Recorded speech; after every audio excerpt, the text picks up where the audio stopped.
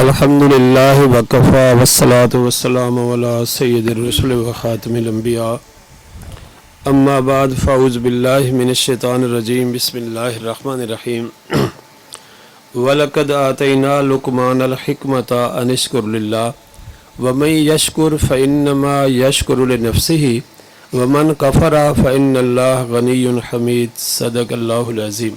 سارے بھائی درود پاک پڑھ لیں۔ اللہم صلی علی محمد وعلی آل محمد کما صلیت علی ابراہیم وعلی آل ابراہیم انکا حمید مجید۔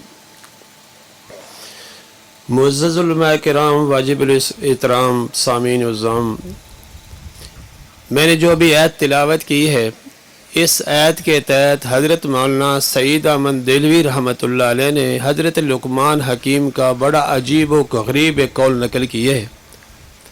اگر یہ بات ہمارے ذہنوں میں بیٹھ جائے اور ہم اس پہ عمل کرنے والے بن جائیں تو ہماری زندگیوں میں انقلاب آ جائے۔ حضرت لقمان حکیم فرماتے ہیں، میں نے 4000 انبیاء کی صحبت سے میں فیض یاب ہوا ہوں۔ میں نے 4000 انبیاء کی صحبت کا خلاصہ 8 چیزیں نکالی ہیں۔ سب سے پہلی چیز، نماز پڑھو تو دل کی حفاظت کرو، یعنی اس کا ظاہر باطن صحیح کرو بھائی۔ نمبر 2، دسترخوان پہ بیٹھو، اپنے حلق کی حفاظت کرو، اس کو رزق حرام سے بچاؤ۔ نمبر 3، مجلس میں بیٹھو، اپنی زبان کی حفاظت کرو۔ نمبر 4، کسی کے گھر جاؤ، اپنی نگاہ کی حفاظت کرو۔ نمبر 5، اللہ کا ذکر کثرت سے کیا کرو۔ نمبر 6، اپنی موت کو ہمیشہ یاد رکھا کرو۔ نمبر 7، کسی کے ساتھ احسان کرو، اس احسان کو ہمیشہ کے لیے بھول جاؤ۔ نمبر 8، کوئی تمہارے ساتھ زیادتی کرے، اس کی زیادتی کو ہمیشہ کے لیے بھول جاؤ۔ یہ 8 تو زیادہ ہیں، لیکن ایک بات کرتے ہیں، رزق حلال اور حرام۔ حدیث میں آتے ہیں، طالب و کسب الحلال فریضۃ بعد الفریضہ۔ کلمہ، نماز، زکوٰۃ، حج، روزے کے بعد سب سے اہم ترین جو فرض ہے وہ رزق حلال کمانا۔ آپ صلی اللہ علیہ وسلم فرماتے ہیں، والذی نفس محمد بیدہ ان العبد لا یقذف اللقمۃ الحرام فی جوفہ ما یتقبل منہ عمل 40 یوما۔ میں پیغمبر کو قسم ذات کی جس کے قبضے میں میری جان ہے، بندہ ایک حرام کا لقمہ پیٹ میں لے جائے گا، اللہ 40 دن اس کی کوئی نماز، روزہ، حج، عبادت قبول نہیں کرے گا۔ بس حضرت تھانوی صاحب رحمہ اللہ فرماتے ہیں، حرام کھانے میں 4 نقصان ہیں۔ سب سے پہلا نقصان یہ ہے کہ بندہ حرام کھاتا ہے، اس سے اس کے دل سے نور نکل جاتا ہے۔ دوسرا، یہ حرام کھاتا ہے، اس کی طبیعت میں سستی اور کیلی آ جاتی ہے۔ نمبر 3، یہ حرام کھاتا ہے، اس کے دل میں ہر وقت برے برے خیالات اور برے برے جذبات اٹھتے ہیں، برے کاموں کا داعیہ پیدا ہوتا ہے۔ نمبر 4، اس کی طبیعت آہستہ آہستہ نیکی سے ہٹتی جاتی ہے۔ حرام کھانے کا خلاصہ یہ ہے کہ حرام کھاتے کھاتے یہ بندہ آہستہ آہستہ دین سے دور ہو جاتا ہے اور اس کی آخرت برباد ہو جاتی۔ رزق حلال ایک ایسی نعمت ہے۔ حضرت سعد بن ابی وقاص رضی اللہ تعالیٰ عنہ نبی پاک صلی اللہ علیہ وسلم کی خدمت میں عرض کرتے ہیں، یا رسول اللہ صلی اللہ علیہ وسلم، آپ میرے لیے دعا فرما دیں، اللہ تعالیٰ مجھے مستجاب الدعوات بنا دے، میں دعائیں کرتا چلا جاؤں، میرا رب میری دعاؤں کو قبول کرتا چلا جائے۔ آپ صلی اللہ علیہ وسلم نے فرمایا، یا سعد اطب مطعمکا تکم مستجاب الدعوہ، اے سعد اپنے کھانے کو حلال اور پاک بنا لو، پھر تم دعائیں مانگتے چلے جاؤ گے، آسمانوں کا رب تمہاری دعاؤں کو قبول کرتا چلا جائے گا۔ ہمارے دیوبند کے بڑے بزرگ حضرت شاہ عبداللہ رحمۃ اللہ علیہ، یہ بڑے بزرگ تھے۔ حضرت جنگل سے گھاس کاٹ کر لاتے تھے اور آ کر اس کو فروخت کرتے تھے، اور لینے والے حضرت کی گھاس کو لینے کے لیے دوڑ پڑتے تھے۔ حضرت کا طریقہ یہ تھا کہ وہ جو گھاس کی گٹھڑی ہوتی جو ہاتھ لگا دیتا، حضرت اسی کو دیتے تھے، اور وہ گٹھڑی 4 آنے میں بیچتے تھے۔ پھر 4 آنے کو تقسیم کرنے کے اللہ کے پیارے بزرگوں نے عجیب طریقہ بنایا ہوا تھا۔ ایک آنا اپنی بیٹی کو دیتے تھے، ایک ہی بیٹی تھی، ایک آنا غریب غربوں کو دیتے تھے، ایک آنا اس کو اپنے گھر کے خرچ پہ خرچ کرتے تھے اور ایک آنے سے علماء دیوبند کی دعوت کرتے تھے، جن میں حضرت مولانا قاسم نانوتوی رحمۃ اللہ علیہ، حضرت امداد اللہ مہاجر مکی رحم اللہ، حضرت رشید احمد گنگوئی رحم اللہ اور حضرت رفیع الدین رحم اللہ، حضرت مولانا یعقوب نانوتوی رحم اللہ. یہ ہمارے بزرگ فرماتے کہ ہمیں شاہ عبداللہ رحمۃ اللہ علیہ کی دعوت کی پورا مہینہ انتظار رہتی کہ حضرت کب وہ دعوت کریں گے. یا تو حضرت کھانا پکا کر لاتے یا پھر پیسے دے دیتے، یہ حضرات خود کھانا بناتے. فرماتے حضرت مولانا یعقوب احمد رحم اللہ وہ کھانا پکانے کے بڑے ماہر تھے. جب یہ پیسے حضرت دے جاتے تو سارے حضرات فرماتے حضرت آپ کھانا تیار کریں.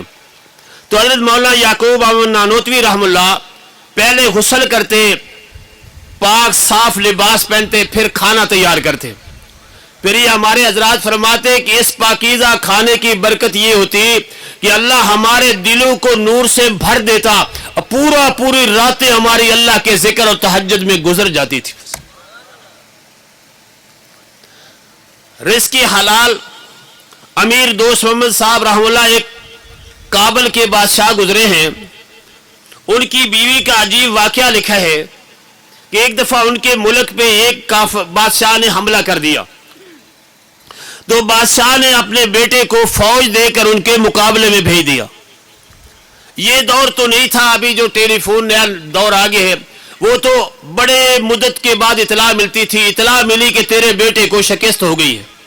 بادشاہ بڑا پریشان ہو کر محل میں آیا. بیوی نے پوچھا امیر المومنین حضرت خیر تو ہے، کیوں پریشان ہو اتنے؟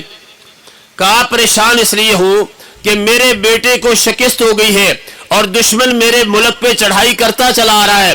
یہ عوام کیا کہے گی؟ کس نالائق کو اس بندے نے اپنا جانشین مقرر کر دی.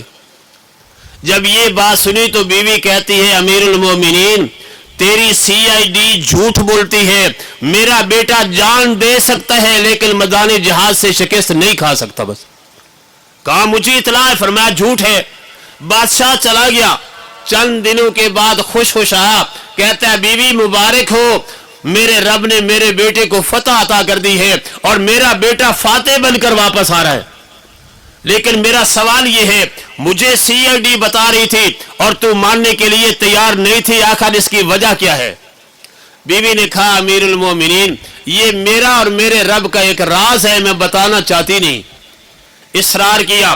فرمایا جب اصرار کرتے ہو تو بتا دیتی ہوں. جب اللہ نے مجھے بیٹے کی امید لگائی، میں نے اللہ سے وعدہ کر لیا کہ میرا اللہ جب تک میرے پیٹ میں یہ بچہ رہے گا میں ایک لقمہ منہ میں ایسا نہیں جانے دوں گی جس کے حرام اور حلال ہونے میں شبہ ہوگا. بس پھر میرا بچہ پیدا ہو گیا. میں نے بچے کو 2 سال دودھ پلایا. میں نے ایک وقت بھی بغیر وضو کے دودھ نہیں پلایا. میں کیسے مان جاؤں کہ میرے بیٹے کو شکست ہو جائے گی؟ تو اللہ پاک ہم سب کو رزق حلال عطا فرمائے، رزق حرام سے بچنے کی توفیق عطا فرمائے. 22 لاکھ مربع میل کا حکمران امیر المومنین حضرت عمر فاروق رضی اللہ تعالیٰ عنہ چلتے چلتے ایک جھونپڑی کے پاس پہنچے ہیں. بیوہ عورت ہے، یتیم بچی ہے، گزارا دودھ پر ہے. ماں کہتی ہے بیٹی الکل ما فی اللبن، دودھ میں پانی ڈال دے، دودھ زیادہ ہو جائے گا، پیسے زیادہ ملیں گے. بیٹی کہتی امی حضرت عمر فاروق کا کوڑا بڑا سخت ہے. امیر المومنین دروازے پہ کھڑے ہیں. جب یہ بچی بات سنتی ہے تو عرض کر بچی نے کہا امی حضرت عمر کا کوڑا بڑا سخت ہے. ماں کہتی ہے بیٹی آدھی رات کا وقت ہے، بھلا عمر کہاں دیکھ رہا ہے؟ عرض کی امی اگر عمر نہیں دیکھ رہا پر عمر کا خدا جو دیکھ رہا ہے. بس امیر المومنین دروازے پہ کھڑے ہیں، دامن اٹھا کر اللہ سے دعا مانگتے اللہ ایسی بیٹی عطا فرما جو اس یتیمی اور غربت میں رہ کر اس جھوپڑی کے اندر تیرے دل میں اتنی محبتیں اور خوف رکھتی ہے. بس چلے گئے. صبح تشریف لاتے دستک دی. مائی باہر آئی. فرمایا مائی ذرا اپنی بیٹی کو بلاؤ. بیٹی آ گئی. فرمایا بیٹی جو تیری اور تیری ماں کی رات کو گفتگو ہوئی وہ گفتگو بیان کرو. بس ماں کانپنے لگ گئی، پتہ نہیں میرے ساتھ بنے گا کیا، کیونکہ فرمایا عمر میرے اللہ نے تجھے یہ مقام دیا ہے، تو جس راستے سے گزرتا ہے شیطان وہ راستے تبدیل کر جاتا ہے. بس عمر کتنی بڑی ذات ہے. آسلم فرماتے میرے صحابہ تم میں اور عمر فاروق میں کسی مسئلے میں اختلاف ہو جائے तुम्हारी सब की राय एक तरफ हो जाए, उमर फारूक की राय एक तरफ हो जाए, लेकिन जब आसमानों से कुरान उतरेगा, कुरान पाक उस राय की तायीद करेगा जो राय उमर फारूक की राय होगी। बस जब बेटी ने यह कहा कि मां ने कहा दूध में पानी डाल दे, मैंने कहा अम्मी हजरत उमर फारूक का कोड़ा बड़ा सख्त है। मां ने कहा आधी रात का वक्त है, भला उमर कहां देख रहा है? तो मैंने कहा अम्मी अगर उमर नहीं देख रहा, पर उमर का खुदा जो देख रहा है। बस अल्लाह एक अपने वली को इल्हाम करते हैं, मेरे प्यारे बंदों को कह दो, गुनाह करने लगते हो उन दरवाजों को बंद कर लेते हो जिन दरवाजों से मखलूक देखती है, और उस दरवाजे को बंद नहीं करते हो जिस दरवाजे से मैं आसमानों का रब देखता हूं। बस बंदों के सामने गुनाह नहीं करते हो, मेरे सामने गुनाह करते हो। आप देखो रिज़्क़ हलाल, अमीरुल मोमिनीन दरखास्त देते हैं, माई अगर मेहरबानी कर सकती है तो ये बेटी मुझे अपने बेटे के लिए रिश्ता दे दो। हदीस में आता है कि लोग औरत से 4 वजह से निकाह करते हैं, उसके मालदार होने की वजह से, उसके हुस्न जमाल की वजह से, उसके बड़े खानदान की वजह से, उसके दीनदार होने की वजह से। फरमाया फज़फुर बिज़ात दीन, जब भी निकाह करना है तो सबसे पहले दीन को मद्देनजर रखना। दरखास्त कबूल हो गई, बच्ची को भाई बहू बनाकर घर ले गए, सुबह अदालत को चलते तो फरमाते बेटी एक दफा रात वाली फिर गुफ्तगू बयान कर। बेटी वो वही कहती, मां ने कहा दूध में पानी डाल दे, मैंने कहा अम्मी हजरत उमर फारूक का कोड़ा बड़ा सख्त है। मां ने कहा बेटी आधी रात का वक्त है, भला उमर कहां देख रहा है? तो मैंने अर्ज की अम्मी अगर उमर नहीं देख रहा, पर उमर का खुदा जो देख रहा है। अमीरुल मोमिनीन अपने गरेबान को पकड़कर फरमाते, उमर इस बच्ची ने तेरी जिंदगी को सवार के रख दी है, अभी तूने अदालत में बैठना है, फैसला करना है, लेकिन उमर फैसला सोच समझ कर करना। अगर फैसले में तुझे और कोई नहीं देख रहा, पर उमर तुझे तेरा खुदा तो देख रहा है। बस तो मेरे भाइयों जितने आप हजरात दूर दराज से तशरीफ लाए हैं, अल्लाह सब की हाजिरी को कबूल फरमा ले भाई।